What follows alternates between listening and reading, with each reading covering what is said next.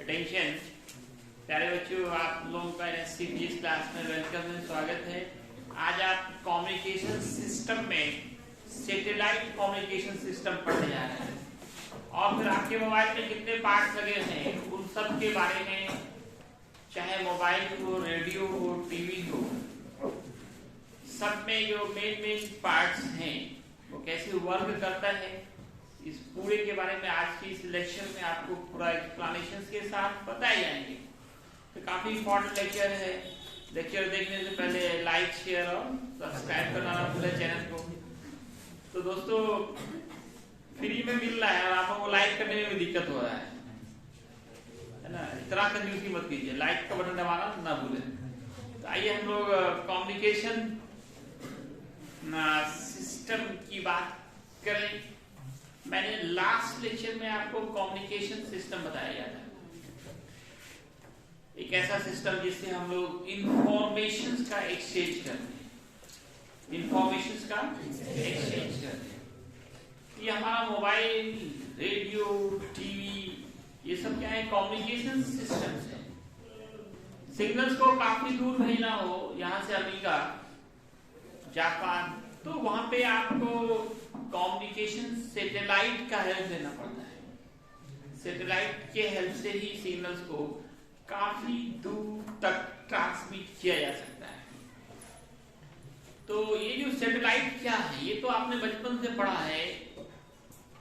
A body which rotates, revolves around the plant. जो भी plant के चारों ओर चक्कर लगाती है, घूमती है, उसको सैटेलाइट कहा जाता है।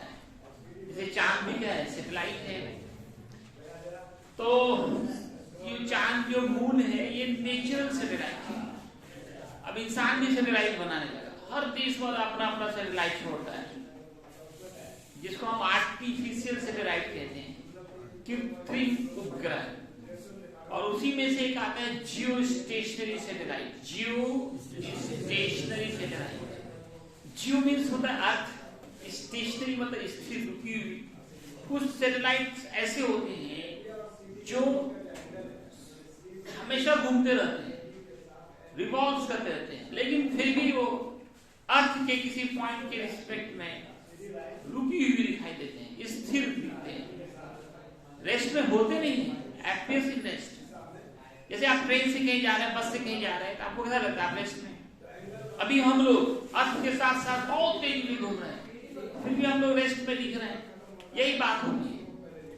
अगर ऑब्जेक्ट की वेलोसिटी और बस की वेलोसिटी, पैसेंजर की वेलोसिटी, बस की वेलोसिटी दोनों सेम हो जाती है और डायरेक्शन सेम हो जाए, velocity same, direction same, then relative velocity 0 and object appears in rest.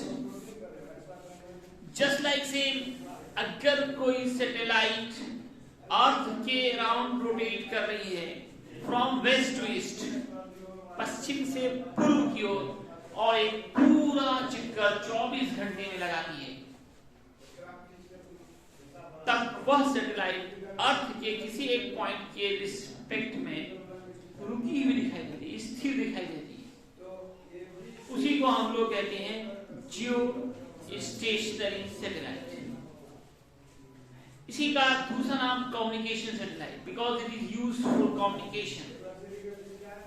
इसके हेल्प से हम लोग सिग्नल्स को एक जगह से दूसरी जगह रिफ्लेक्ट कराकर भेजते हैं, ट्रांसमिट करते हैं। इसका दूसरा नाम कम्युनिकेशन सैटेलाइट है। आज पूरी दुनिया इसका यूज कर रहा है, कम्युनिकेशन सैटेलाइट का।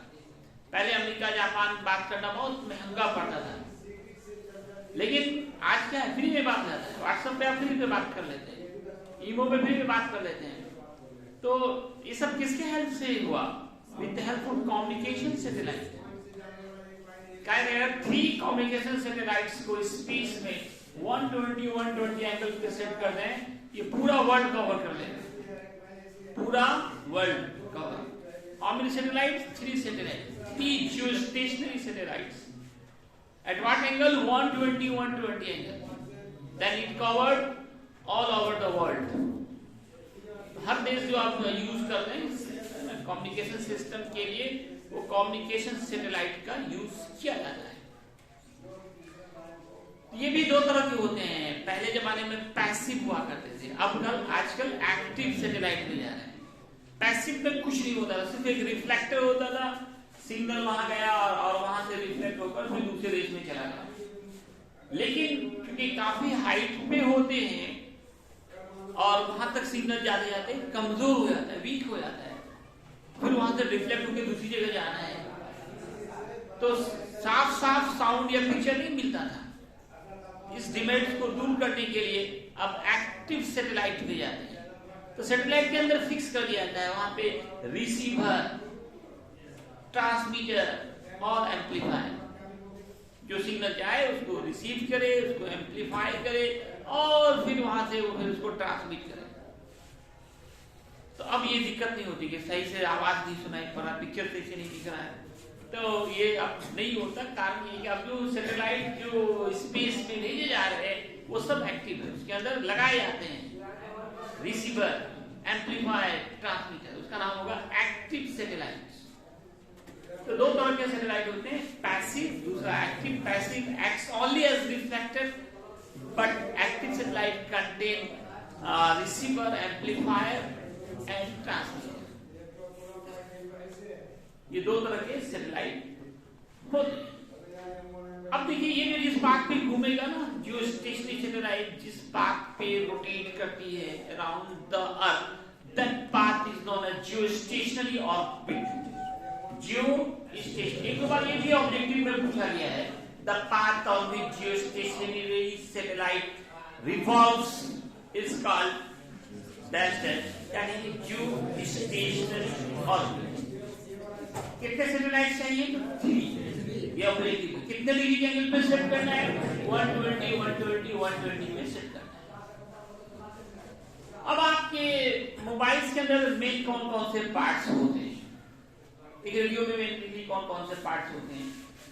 खासकर आजकल मोबाइल ज्यादा यूज है, तो इस मोबाइल के अंदर जो पार्ट्स होते हैं ना, वो मेनली होते हैं microphone, modem, amplifier, transmitter, transmitting antenna, receiving antenna और रिसीवर। इतने कुछ आपके मेन पार्ट एक मोबाइल के अंदर लगे हुए हैं। माइक्रोफोन, फिर क्या, modem, amplifier, transmitter, transmitting antenna, receiving antenna और रिसीवर। ये मेन पार्ट्स हैं किसी कम्युनिकेशन सिस्टम्स के। उसमें से सबसे अच्छा सिस्टम आजकल क्या ना हमारा मोबाइल है, इसके अंदर इतने सारे पार्ट्स लगे हुए हैं। ये कैसे काम करता है, इसका ब्लॉक डायग्राम बनाना, पार्ट्स का नाम लिखना और ब्लॉक डायग्राम बनाना एक लॉन्ग क्वेश्चन होते हैं।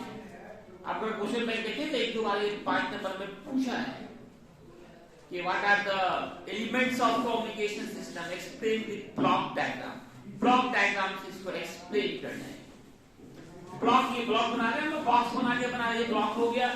सबसे पहले हम लोग बोलते हैं ना माइक्रोफोन में बोलते हैं, आप बोलते हैं माइक्रोफोन में। तो माइक्रोफोन का क्या काम होता है?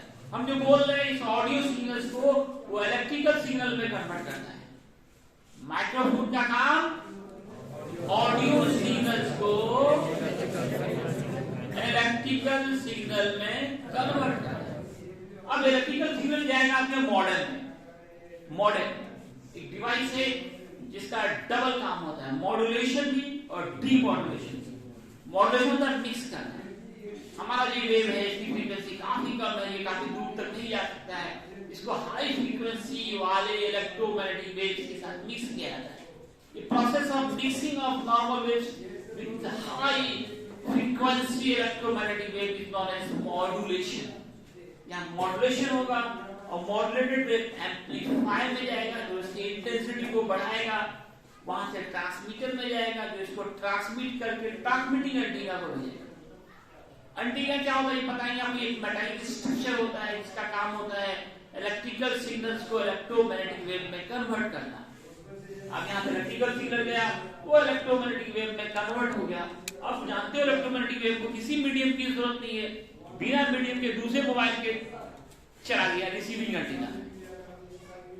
रिसीविंग एंटीना ले गया और वो उन्होंने कैच किया, कैच करके भेज दिया एम्पलीफायर, क्योंकि फिर सिग्नल वहां जाती है थोड़ा है ना, वहां पे इंटेंसिटी उसकी घट जाती है, तो फिर उसको एम्पलीफाई करता है, वहां से फिर जाएगा मॉडल में। अब ये मॉडल क्या कर रहा है, डीमॉड्यूलेशन का काम कर रहा है।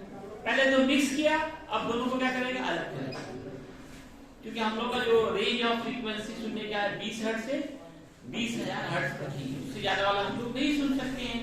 तो फिर जरूरी है कि उससे हमारा ऑडियो वेव अलग हो, तब हम समझ पाएंगे। ये इसको डीमॉड्यूलेशन कहते हैं, मिक्स करने को मॉड्यूलेशन और अलग करने को डीमॉड्यूलेशन कहते हैं। अब यहाँ पे डीमॉड्यूलेशन होगा, फिर इलेक्ट्रिकल सिग्नल चला जाएगा रिसीवर में। रिसीवर का काम होगा इलेक्ट्रिकल सिग्नल्स को कन्वर्ट करना, किस सिग्नल में, ऑडियो सिग्नल। इतनी सारी बात क्षण भर में हो जाती, सेकंड में हो जाती, नहीं इतना सारा वर्क, इतने सारे डिवाइसेस, और तुरंत यहाँ लगाए तो नबी का बात होगी, नहीं कितने कम समय में ये सारा वर्क कर रहा है, एक्शन कर रहा है। हम फिर एक एक करके सब पार्ट के बारे में बताएंगे आपको। माइक्रोफोन जो पहला पार्ट है, इसका काम क्या है, it convert audio signals into electrical signal. Objective में भी पूछा जाता है कि माइक्रोफोन किसको किसको बदलता है, तो माइक्रोफोन का काम है ऑडियो वेव्स को, साउंड एनर्जी को कह सकते हैं, ऑडियो वेव क्या साउंड एनर्जी है हमारा, साउंड एनर्जी को इलेक्ट्रिकल एनर्जी में कन्वर्ट करना। इसको ट्रांसड्यूसर भी कर सकते हैं, ट्रांसड्यूसर का काम होता है एक एनर्जी को दूसरी एनर्जी में कन्वर्ट करना।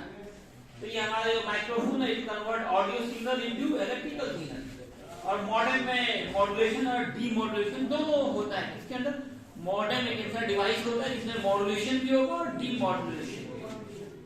अगले हम एम्पलीफायर, ट्रांसमीटर सारे के बारे में बताएंगे। इसके लिए आप अगले वीडियो का इंतजार कीजिए, पूरा दिखा दीजिए।